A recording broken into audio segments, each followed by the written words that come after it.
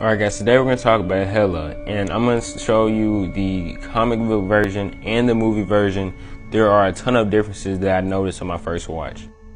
So in the movies, Hela was actually the older sister of Loki and Thor, which is a lot different to me.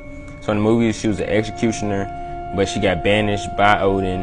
You know, she came back when Odin died. So that's basically how she was in the comics, in the movies, but in the comics, she was extremely different. In the comics, Hela was actually Loki's daughter, which is something that is like completely different. But Hela is also the queen or the god of death, and she becomes a ruler over her own hell sphere.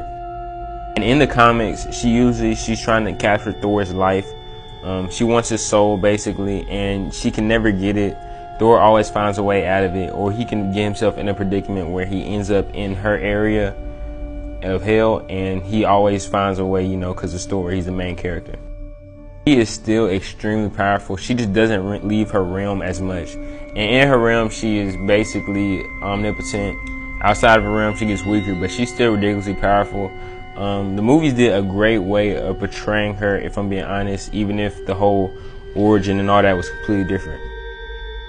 Like, I think she was probably slightly stronger in the comics, but I don't know, it's hard to compare because she did give Thor to work the whole time, and she died to Surtur, which is another big bad who is actually ridiculous. Maybe I do a video on him. And that's Hela, guys. She usually doesn't get as much shine in the comics as she did in the movie, but it's always good to see a character like this, interesting character like that, being revamped, so I have no issue with it.